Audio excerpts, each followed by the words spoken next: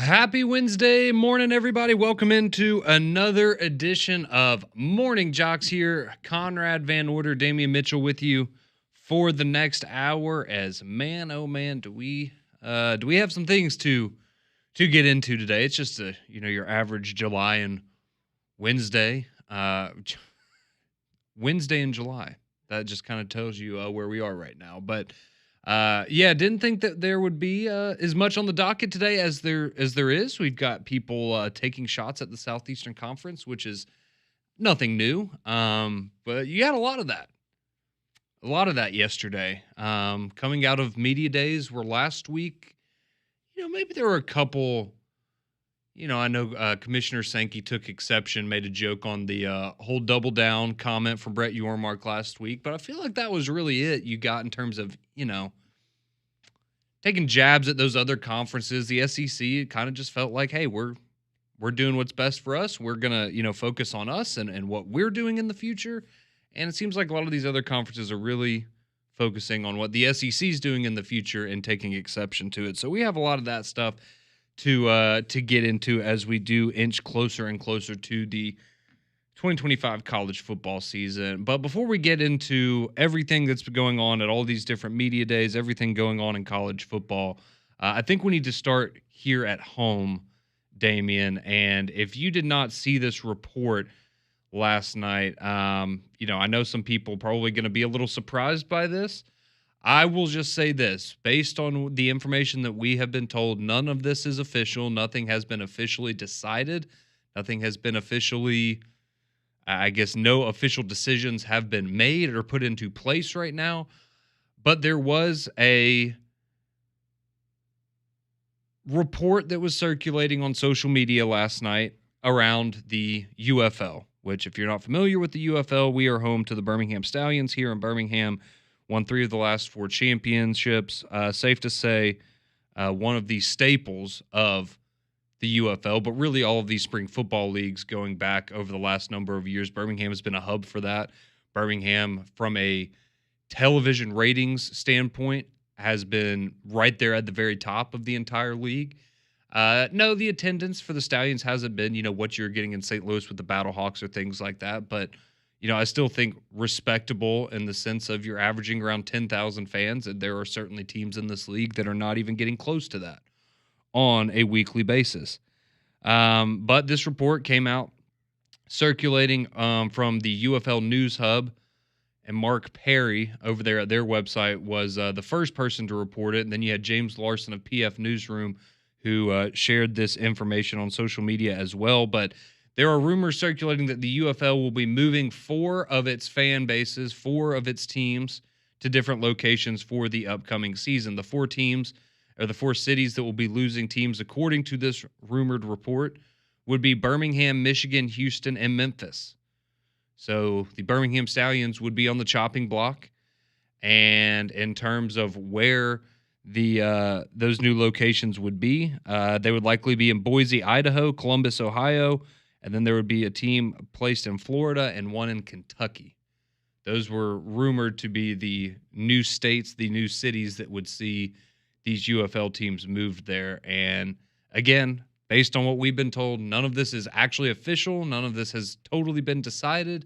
And it may just be a lot of hearsay that's gained a lot of traction, but it was spreading like wildfire on social media. We know a lot of you were hitting us up on X last night, on Twitter, asking what was going on. We had Skip Holtz on 3-Man Front on Monday, and point blank, Pat asked him, are we going to have a team in Birmingham next year? Is everything pointing towards Birmingham and the Stallions returning in 2026? And Skip Holtz said, yeah, he had not been told differently. He has everything that he has been told is that full steam ahead in Birmingham for next season. And then, a little over 24 hours later, we're getting this report that potentially the Birmingham Stallions could be no more, and we could be looking at them in a different location in 2026. So we will have to wait and see for the official word, but did want to kind of get out in front of that and just let you know, before we start holding a funeral for the Birmingham Stallions, there's still some hope, right? So nothing is official. Maybe hopefully we get more clarity on this later on today, but certainly not a positive report or something, if you're a Stallions fan, that you wanted to hear that this is, at the very least, it seems, a conversation that's being had if people are even taking these sources and running with it to this degree. They had to feel pretty confident about it. So we'll see what the future holds for the UFL, Damian. But I know for us here in Birmingham, certainly would be sad to see a team like the Stallions go because, unfortunately with the way that the UFL is structured, they don't get a ton of time in Birmingham in terms of during the week. You're not seeing these guys out at the grocery store and things like that. And, the community connection there, I think, is something that we all hope to see improve across the UFL, but certainly has become a staple here in Birmingham. I know there's a lot of fans. I know you're a big fan, Damian, and many of our listeners find themselves in that shirtless section, every weekend throughout the spring. So it would be very, very sad to see the Stallions go. I know they mean a lot to a lot of people here. Yeah, yesterday, I don't know if it was because of the heat or, just with some of the news that was just breaking yesterday. But yesterday was emotional, man. Like, everything was kind of, as we were winding throughout the day, it was like, man, it's hot outside. Then we get the news about Ozzy Osbourne. It's like, man, it's just such a gut punch. I didn't expect this one. Yesterday, I was hot because at this point, one, okay, good, understand market, but to me, you can't say that the only people that were watching the UFL consistently was the market in Birmingham, Alabama. Like the eyes of the UFL were in literally Birmingham because we had a team, we had a connection. And then when I saw the cities that they're talking about relocating, I was like, this is like, I don't know what the UFL is thinking, but they're definitely working backwards because the markets that you're in, and you were talking about going to Boise, Idaho, for a football team. Orlando, they already got enough teams, and they don't even care about football down there.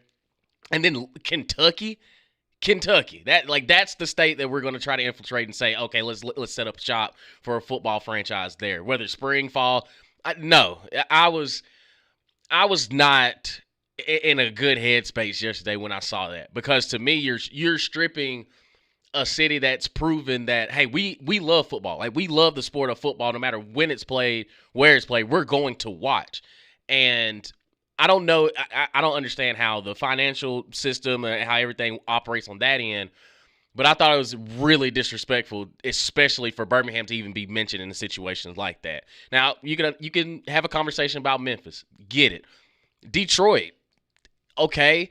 Houston. That's you're taking out of like major markets with Houston and Detroit, but for a city like Birmingham, we need the Stallions. Like, we found a team that we rocked with, and I thought about it like, okay, we'll just bring the hub back to Birmingham, and we will show you that no, like, we have a connection with this squad. And it was just I was hot yesterday, and again, nothing has been set in stone, but it was extremely shocking, to say the least, that the fact that Birmingham was going to be one of those teams that could potentially be relocated. And again, you can't tell the story of spring football in the modern era without the Birmingham Stallions being a part of that. 3 out of the last 4 championships, and we could have had one last year. We lost in the playoffs. So I look at it as, if you are the UFL, leave Birmingham alone. Like, that's the city that you need to protect, because we're the ones that are we're consistently watching no matter who is playing. Well, and I think that's a great point, and that's kind of the biggest head scratcher out of this for me is, okay, again, from a attendance at Protective Stadium, again, is it what we all hoped it would be? No, it's not. We can be honest about that, but is it the worst in the league? No, it's not the worst. No. Let's be honest. It's Memphis. That's Memphis. It is what it is. When you see this report, Memphis getting moved, that's not a surprise to anybody. Like, nobody showed up to they literally had games with like 500 people there. And again, I'm not trying to be ugly towards Memphis, but that's a situation where everyone can kind of see the writing on the wall and go, okay, that experiment is not working. But Birmingham, not only the success of the team, but again, you're drawing decent numbers to Protective Stadium. But from the get-go, their message has essentially been, hey, the in-stadium attendance is the cherry on top, right? Like, they love it. They want people to go and put butts in the seats at all these different games. But all they care about is the television numbers, right? That's where they're going to make their money. As long as they're doing well on TV, they're going to continue to have a product, because that's where the big money comes in. And who watches the UFL more than any other market? Birmingham. That's where it doesn't make any sense. Is so you're saying that your priority is television ratings, and then you're going to take the team out of your biggest television market or your most consistent television market, and you don't expect that these people are going to revolt against you and not watch that product anymore. It just seems very dumb, and we'll have to wait and see what they do. But I mean, I think there's a lot of things we can look at. Again, not having teams, and players around the cities where their teams are, right? And building that community connection. That is a big swing and a miss, in my opinion, on their part. Not doing marketing and telling people, let's be honest, a lot of you would not know what's going on with the Birmingham Stallions if we didn't take our time on the air, that we don't get paid to promote them, and we talk about it because we love that team and we love Skip Holtz and we love those players, and we want people to go and support our local product here in Birmingham that we enjoy. They don't pay us to do a lot of that stuff, really any of that stuff. And again, it's just one of those things where you say, all right, where are our priorities at? Like, again, I'm not saying that, me and you can go and run the UFL, Damian, but it's just, again, it's one of those decisions where it's like, what's even the point of this? What are we doing here? Who's calling these shots? And it really doesn't make sense.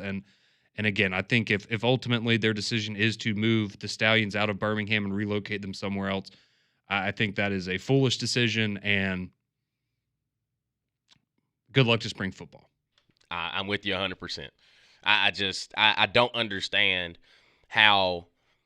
I just don't understand the thought process. I really, really don't, because again, like to your point, the TV ratings reflect exactly where, like, if you continue to zoom in, you see in Birmingham, Alabama, we're watching football.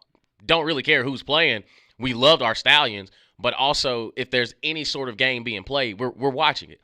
And that's why I find it so difficult how these spring leagues, like, it's almost like they do not listen. Like, how can you look at the numbers and still go against the numbers and expect that if infiltrating to Boise, Idaho is going to create more eyeballs in a spring football league? Like, at least get in the hub where they actually love football. Not to say that Boise doesn't, but they don't.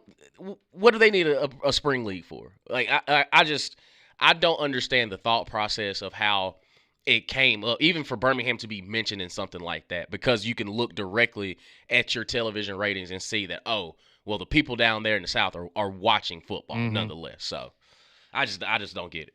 No, it's ridiculous. And again, if you're just now joining us, there were some reports going around last night that there were going to be some mix-ups here, some switch-ups in the UFL in the form of 4 teams being relocated, and those would be the Houston Roughnecks, Memphis Showboats, Michigan Panthers, and then, of course, your Birmingham Stallions that we're talking about right here in our hometown. So these are, again, just reports. These are, people that have sources within the UFL, around the UFL, that are reporting this. We have been told personally here at Jox, there's been no official decision made, no official announcement made by anybody actually at the UFL. So again, we can all wait and see. And hey, who knows? Maybe if you see the pushback that they're getting from people here in Birmingham and other cities, maybe it makes them, take a second thought on what these decisions potentially are. Or who knows? Maybe it's just, it's ultimately going to turn into nothing. But I know a lot of people really sad to hear that there's the potential, at least, that the Stallions would be relocated. But again, just want everybody to know that has not been officially declared yet, so you can still have some hope that this is ultimately not going to happen. But potentially sad news here in Birmingham if the Stallions were to leave. But a lot of you wanting to chime in. We see some of you on the text line, on the phone line as well, 205-834-9450. Get you on the courtesy GMC text line if you want to chime in with your thoughts on all this, or maybe some of your favorite memories with the Stallions over the last few years. Maybe you're a season ticket holder, and this is how you spend your spring, and now you're furious, and like us, it just doesn't make a whole lot of sense if this is ultimately the way that it goes. But we'll get more of your reaction to the Stallions news last night, the rumors circulating around the UFL. We also have to get to some coaches from other conferences that decided that yesterday they woke up and they chose violence, Damian, towards the SEC. So we'll tell you the latest on all that next on Morning Jox.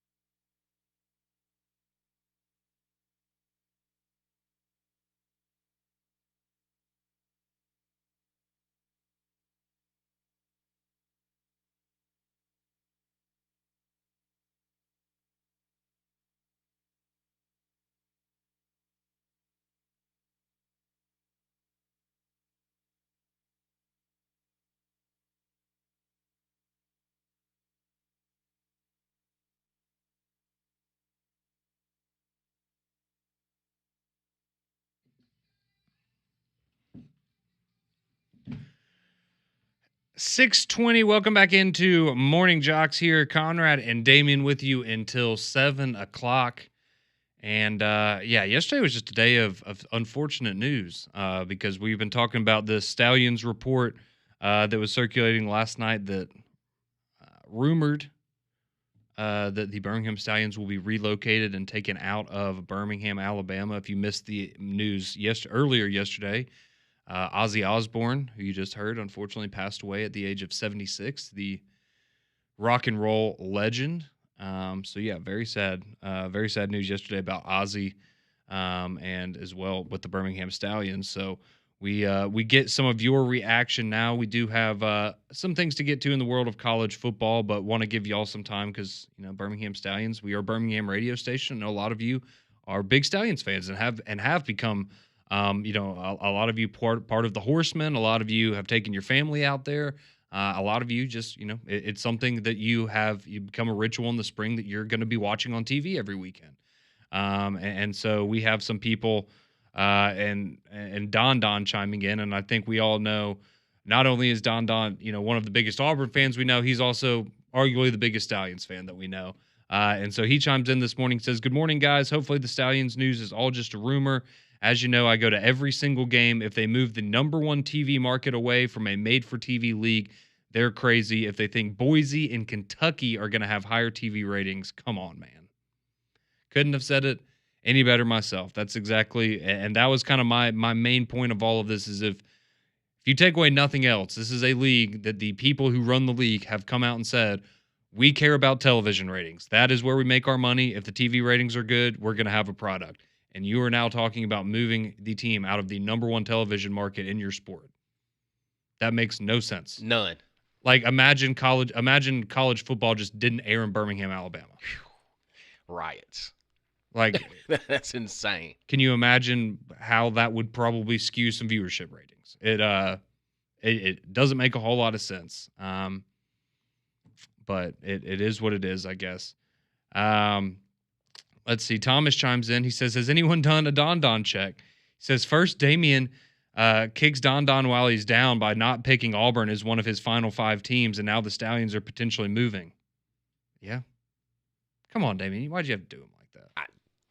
If I had known this was going to be the blowback, I probably would have adjusted. No, I wouldn't have. Hey, but I was about to say no because you went with your heart, and I that's did. exactly That's exactly what you should do.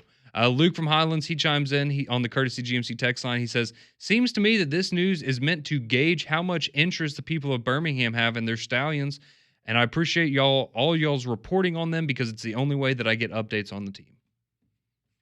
That's what we're here for. Again, they are not doing a lot of that themselves. Drake chimes in. He adds, more sad news that we had earlier this week, but Malcolm Jamal Warner, who played Theo on The Cosby Show, he passed away earlier this week as well. Yeah, man. It's been a gut punch these first couple days. Yeah, thank you for reminding us of that one, Drake. Yeah, it has been a sad few days, no doubt about it. Let's see. Someone else chiming in. I guess this is the other side of things. Look, you send your text in, we're going to read them. Tim from Coleman says, "As far as the Stallions go, I honestly couldn't care less. I tried to get into spring football, and I just couldn't do it. Maybe it's the fact that a professional football team may only have 1 or 2 players that would be able to play at Alabama or Auburn in a given year." What? See, okay, that's where these guys are done with college. Okay, they may not have the talent to make it to the NFL. If we get out of this mindset that the spring leagues are supposed to be on par with the NFL, it's no different. It's no different. You're watching elite college players that didn't necessarily pan out in the NFL, and they still have an opportunity. You also saw guys from these spring leagues get a chance to go to the NFL. We have multiple Pro Bowlers because of it. Like, to me, if you get out of the mindset of, oh, this has to be top-notch level, high-level football, no, it's the spring, dog. Like, nobody's clicking on all cylinders. We're just watching ball, man. Like, that's all that comes with it. It's live action football. You got a gambling aspect on it. Like, you could play I get so frustrated when people want to compare it to the elite of the elite. Mm-hmm. It's like, It's like WWE and TNA. It's like, man, it's another source of football that we get a chance to watch, have some fun. Nobody needs even if you just have it on in the background. Now, again, we don't have anything in football season. Well, from the end of February till about August, any sort of football is acceptable. Nobody's telling you that you have to be invested, but damn, man, like I'm not expecting somebody to go out there and look like Patrick Mahomes. Like, no, I think Matt Corral's a pretty damn good quarterback. Okay, he didn't make it in the NFL, but you better believe I'm bleeding red and gold with him down there in Birmingham. Like, I don't understand the whole it has to be a level of expertise of when it comes to actual football. I've never understood that. I don't understand that. It's just spring football, man. Enjoy it. Enjoy. What are you gonna watch? You gonna go to Alabama and watch A-Day and watch a simulated scrimmage? No, man, I want to see the Memphis Showboats come into Birmingham, Alabama, and play. I want to see the Michigan Panthers come down here, get into the end zone, have a good time. Tickets are cheap. Like, no, like no. I'm sorry. No, I'm sorry. Don't mess with Damien. Don't mess with Damien about the Stallions. I just hate that line of thinking. I really, really do. I really do. It's football, man. That's all it comes down to. It's football. It's football. Are you upset when you're watching like Pee Wee football games with 6 and 7-year-olds because they're not out there diagnosing the spread offense? They ain't running the wishbone to the tee. They ain't running the buck sweep. Man, as long as they get lined up and go out there and play, that's all that matters. It's fun. It's still a game. It's still the game of football being played, and we got it in our backyard. Dog. Sorry. Just take a breath. Yeah, it's the heat, man. No. It's the heat these past couple days. It's getting to me, dog. Emotions are high. Understandable. Understandable. So yeah, don't mess with Damien about the Stallions. Joseph chimes in. He says, I hope it's just a rumor. I've been to at least one game every year for the last 3 seasons. It's crazy to move the winningest team in the league out of their city. Yeah. Just don't make sense, man. Let's see. Lance chimes in. He says, go get him, Damien. Sorry, man. No. Hey. Just emotions have been high these past couple days. No, you are just fine, my friend. Steven chimes in. He has a question. He says, I must have missed it last week. Damien, can you please remind me who the final 5 teams are? Oh, yeah. It's Oklahoma, Alabama, Tennessee, Florida, and Ole Miss. Okay. There you go. There you go, Steven. Hopefully those are the teams that you were hoping to hear. Otherwise, you can take up those complaints with Damien.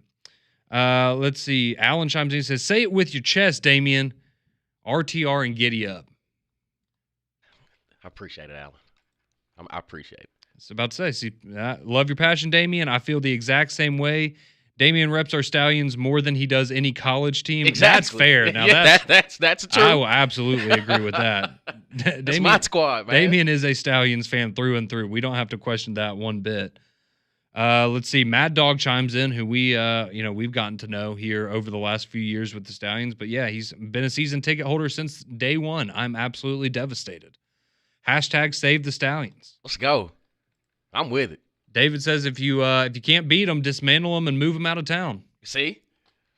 It's wild, man. And I mean, as we're seeing right now, right? There's, a number of people, a lot of you chiming in that obviously do not want this to happen and potentially see the Stallions get moved out of Birmingham. But again, nothing official has been reported. No official decisions has been made. This is the statement from the UFL. The league office is in the planning stages for next season and beyond. At this point, we have nothing to report on any unauthorized speculation.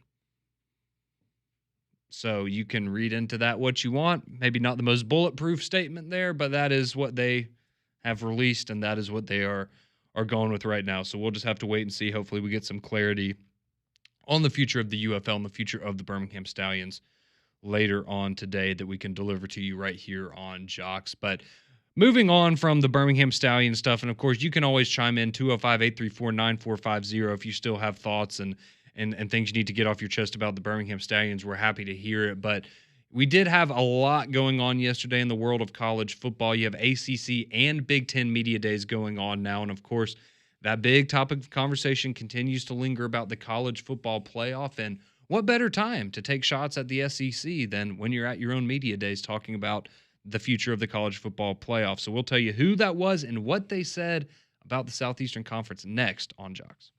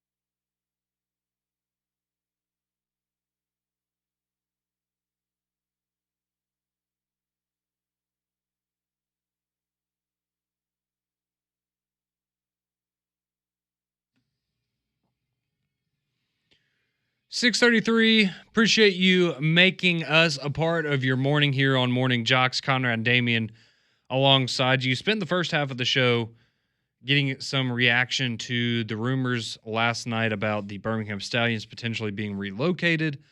If you're just now joining us, that's been the hot topic of conversation today. But again, according to the UFL, they have not made any specific decisions, anything official regarding that. So we will just kind of have to wait and see what the future is for the Birmingham Stallions. But I know a lot of people not feeling super optimistic about that future this morning. A lot of you chiming in with how sad you would be to see the Stallions go. I know Damian and myself would be as well. Damian especially has been a huge supporter of the Stallions since day one.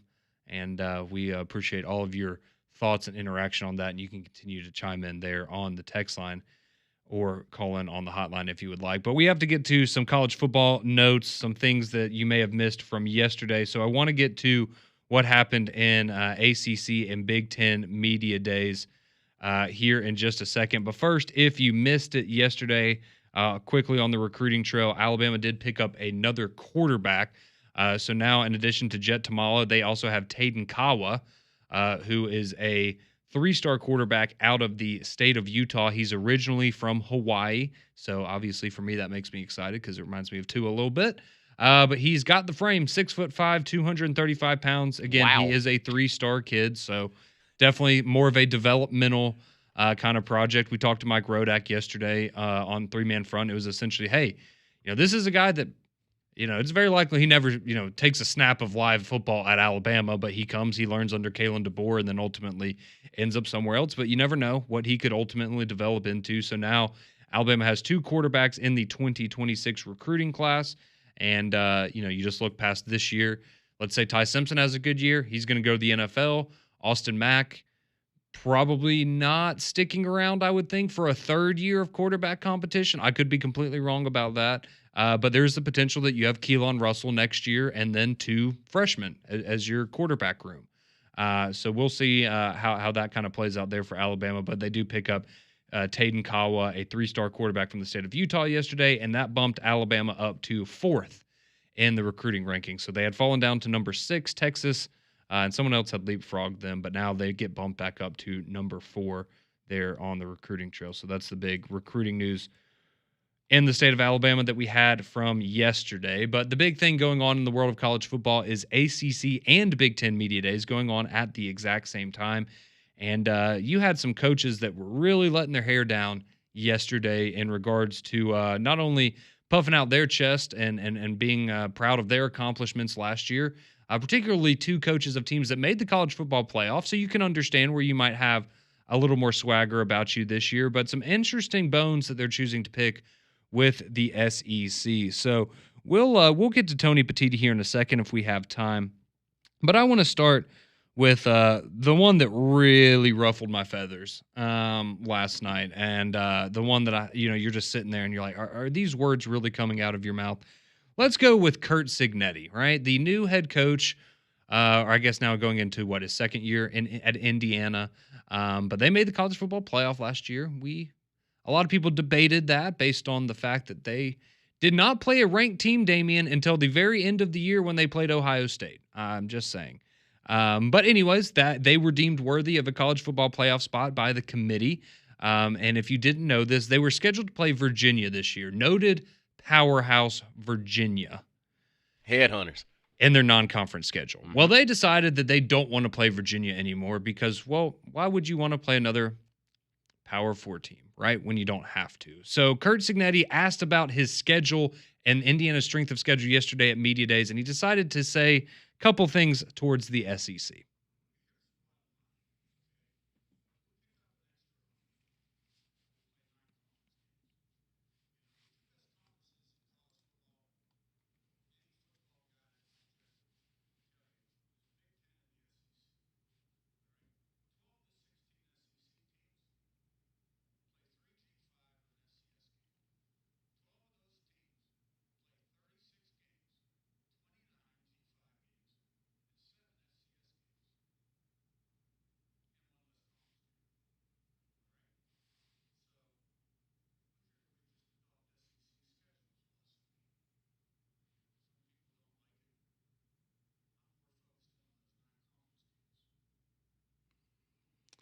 Okay, so he takes a shot at the SEC and saying that, well, we don't schedule non-conference power conference teams because that's what the SEC does. That's what the SEC does every year.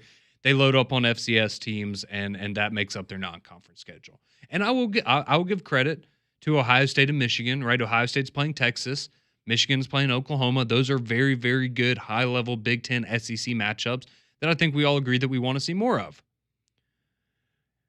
LSU's playing Clemson. Florida's playing Miami. Let's see. Auburn's playing Baylor. Alabama is playing Wisconsin. And Florida State. Thank you. Mm-hmm. Let's see. What else do we have on the docket this year? Tennessee's playing Syracuse. Yep. Texas A&M, they're playing Notre Dame again, correct, Damian? They are indeed. Arkansas as well. Arkansas is as well. You're right. Mississippi State. Surely they're not playing anybody because they're not. They're rebuilding, right? They would want to help themselves out. Oh no, they're playing Arizona State, defending Big 12 champions, by the way. So again, can we just do some research? Now I'll give you credit, right? All right, Georgia, they're playing Marshall, Austin Peay, and Charlotte this year. That's a weak non-conference schedule. I think that's totally valid. Who's Penn State playing this year in their non-conference? That would be Nevada, FIU, and Villanova. Noted football powerhouse, Villanova. Man, I hope Jalen Brunson's not running on that field on that Saturday in the fall.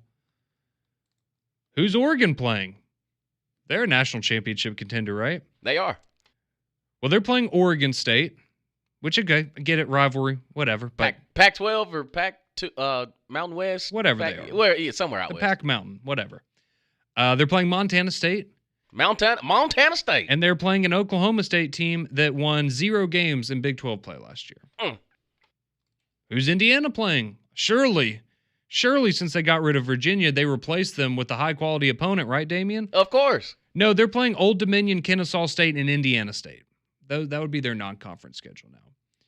On top of the fact that this is not the first time that Indiana has done this in the last few years. In fact, this is, I believe, 3 out of the last 4 years now that Indiana has removed an FBS program from their schedule and replaced them with a FCS program on their schedule. So I just, why are we doing this? I don't understand why, and I get it. You made a college football playoff last year. You feel good about yourself. You feel good about your program, but I don't understand why you feel the need to go and take these shots when the information that you're sharing does not back up what you're saying. If seriously, if you take 5 minutes to go and look at what games the SEC is playing in non-conference and the quality of those matchups, okay, no, is the SEC playing, I guess, the same number technically as the Big Ten because the Big Ten plays non-conference games? No.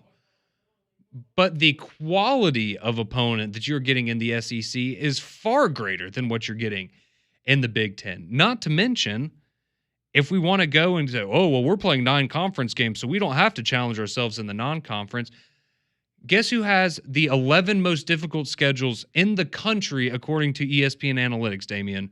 SEC teams. The 11, not 7 of the top 11 most difficult schedules, not 8 or 9 of the top 11, not 5 of the top 11, 11. The 11 hardest schedules in college football this year are all SEC teams. And yet we're going to continue to try to make up this argument that the SEC isn't a difficult conference. Those teams don't challenge themselves because they play one less conference game. I mean, seriously, look at the teams ranked 6 through 14 in both of these conferences. And I was bored last night, so I did this real quick. These are the teams that would rank 7 through, or the bottom half of the SEC and the Big Ten last year. In the Big Ten, you had Rutgers, Washington, UCLA, Nebraska, Michigan State, Wisconsin, Northwestern, Maryland, and Purdue. In the SEC, you had Missouri, who won 10 games, Florida, who won 8 games, and probably should have won a couple more if DJ Lagway didn't get hurt. You had Arkansas. Okay, they only went to a bowl game, but they knocked off a Tennessee team that played in the college football playoff. You have Vanderbilt. They beat Alabama. Oklahoma, they beat Alabama. And then you have Auburn, Kentucky, Mississippi State, which, to be fair, didn't really do a whole lot last year. But I mean, seriously, when we are comparing the bottom half of both of these conferences, I mean, I guess you would say Rutgers maybe last year was the best out of that bunch for the Big Ten. Maybe Nebraska. Those are the two teams that went to bowl games and won 7 games. I'm taking Missouri, Florida, Vanderbilt, Arkansas before any of those. That's for sure last year. I mean, and that's a bare minimum. Again, it's just I don't know why we feel the need to do this, man. Yeah, I don't. It doesn't really make sense to me. It really doesn't. Like if you're mad that we're not playing 9 games. Okay, like I said, like I've always mentioned before, if the SEC wants to go to 9, the College Football Playoff Committee, they're going to make their job a lot harder because now you're adding another conference game. And to your point, strength of schedule. You won't be able to deny that, hey, there could be a potential 3 to 4 loss team that could find themselves in the college football playoff because they're going against literally the cream of the crop week after week after week after week. So I don't understand the sword that some of these Big Ten coaches and ACC coaches want to fall on. It's like why would you want to take these shots? Why would you want to find yourself in these situations? Because I mean, if you look at Clemson last year, they made it to the college football playoff. They were 0-3 against the SEC the entire year. Got beat around by Georgia to start the year off. Get beat by South Carolina. Then you play Texas in the college football playoff. You're 0-3 against them. So I get it now. And maybe Indiana's trying to enter the chat, and this is the way they wanted to get into the conversation. But I would pump the brakes. We'll see how it all plays out on the field this year, of course. But yeah, that was just. Look, I understand, get it, and some people, try to call us out on, well, y'all are so biased against the SEC. Well, yeah, obviously we're biased against the SEC. We're in Birmingham, Alabama. We are in the heart of it here, and again, yeah, does it mean a little bit more to us? Absolutely, no pun intended. But again, I think we have a strong argument that this is in terms of people that know college. I'm not talking about me, you, or like the people here. I'm talking about our listeners and the people here around the Southeast that watch college football and how knowledgeable they are about the game of college football. I'm sorry, you can't convince me that any conference, top to bottom, can compare to what the SEC has on offer. And if you don't agree with that, then that's perfectly fine, and that's your opinion. But I mean, again, the amount of people that are beating their chest on who's won the last 2 national championships. All right, well, let's go look at the last 20 years. Like the recency bias is very, very real with some people, and I totally get that. And like the person on the text line who literally every text you've ever sent in is just y'all getting upset about like y'all sound like y'all are about to cry. Did someone hurt your SEC feelings? What was the SEC and Big Ten's all-time record against each other? Like, I'm sorry, but you're a pathetic person if you wake up at 6:00 in the morning and you have nothing better to do than tune into a radio station when you live in West Virginia and Birmingham, Alabama, just to send negative comments about the SEC. But you know what? If that's your existence, then I hope you're enjoying it. So we'll get more of your reaction. A lot of you chiming in with actual productive comments on what Kurt Signetti had to say about the Southeastern Conference. We will bring those to you next on Jox.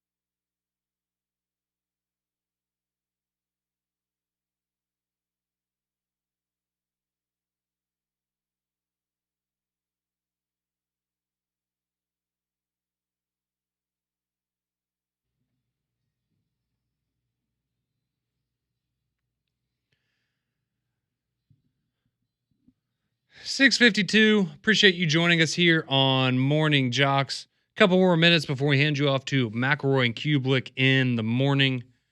So I'm sure they will have more thoughts on some of the comments made out of Big Ten and Big Ten and ACC media days yesterday.